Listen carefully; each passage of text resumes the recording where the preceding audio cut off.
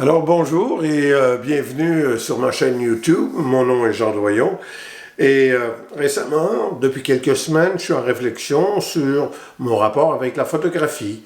Et là, j'ai décidé que je voulais intégrer davantage la photographie à ma vie. Donc, ce matin, un peu plus tôt, alors que je mettais quelque chose au micro-ondes, j'ai aperçu mon reflet dans le tableau de bord du micro-ondes. Je me suis dit, c'est peut-être un projet intéressant de photographie, de voir les deux, le reflet et les lettrages, les contrôles du micro-ondes. Je me suis dit, tiens, faisons cette photographie. Ça s'est avéré un petit peu plus difficile que je le croyais.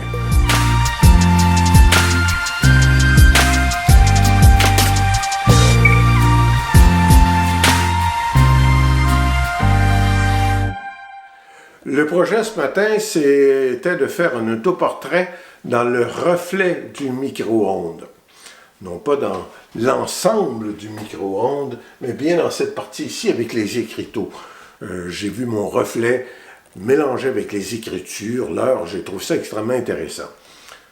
On pourrait faire ce type d'image, évidemment, dans Photoshop, mais ça ne m'intéresse pas de faire ça comme ça. Ce qui m'intéresse, c'est de faire une photographie.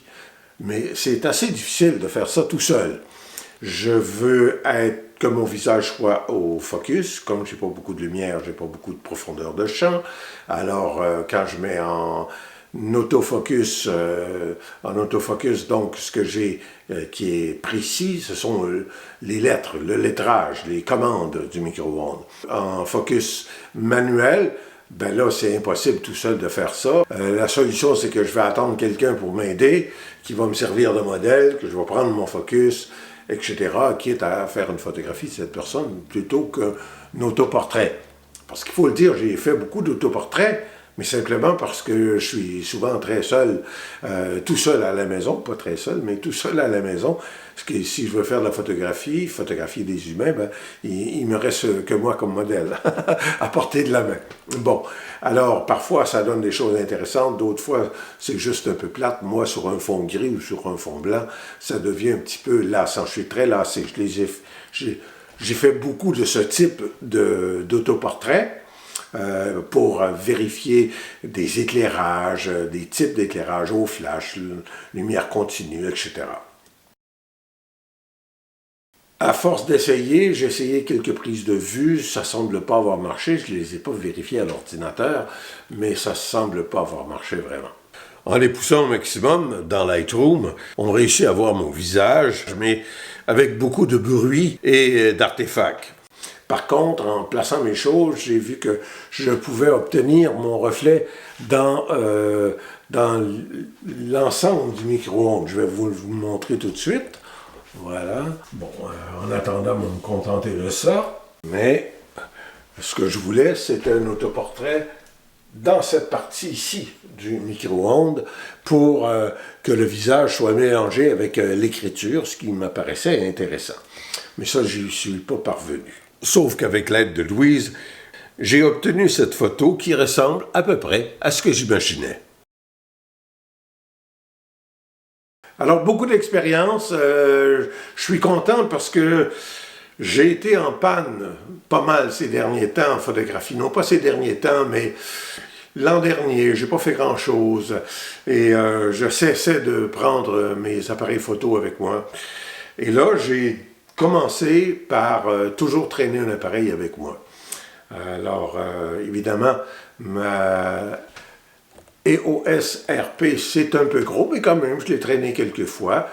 Peut-être pas grand-chose à photographier, mais ne serait-ce qu'apprendre à mieux connaître son appareil, qui est un achat relativement récent. Aussi, j'ai pris ma petite G15, que j'aime beaucoup en termes de format, c'est pas gros. Ça se met dans une poche de manteau sans problème. Sauf que, bon, c'est quand même une technologie qui date un petit peu, là, quelques années. Et puis 12 millions de pixels, c'est pas beaucoup, ça pardonne pas beaucoup. Et puis il y a beaucoup de fonctions qui sont apparues dans les appareils qui ne sont pas avec la G15, qui est en soi un bon appareil. Alors, vous vous en doutez bien, je suis un petit peu tiraillé avec l'idée d'acheter un nouvel appareil photo, cette fois-ci, quelque chose qu'on peut traîner dans sa poche en tout temps. Alors, On se doute bien de la fin de l'histoire, mais c'est comme dans les films d'amour, on va attendre à la fin de l'histoire pour vous dire si oui ou non.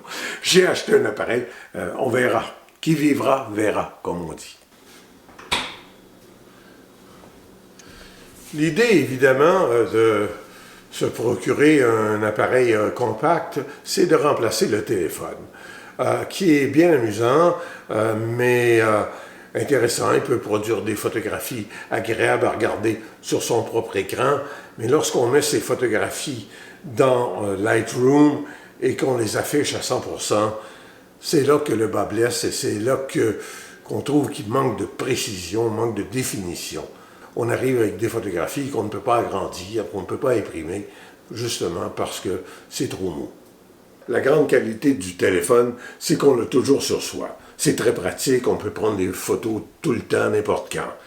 Sauf, évidemment, que parfois la qualité n'est pas au rendez-vous. Il faut que les conditions de lumière soient extrêmement bonnes, les lentilles sont un peu limitées, le capteur est minuscule. Donc, un appareil compact, à peine plus gros qu'un téléphone, qui, une fois fermé, n'a pas de lentilles qui dépassent et qui a un certain nombre de pixels, des objectifs intéressants. Donc, on peut n'importe quand traîner sur appareil compact, le mettre dans une poche de manteau, de telle sorte qu'on est toujours prêt à toute éventualité pour photographier des trucs intéressants. On peut donc à ce moment-là partir à la conquête du monde. Salut, à la prochaine.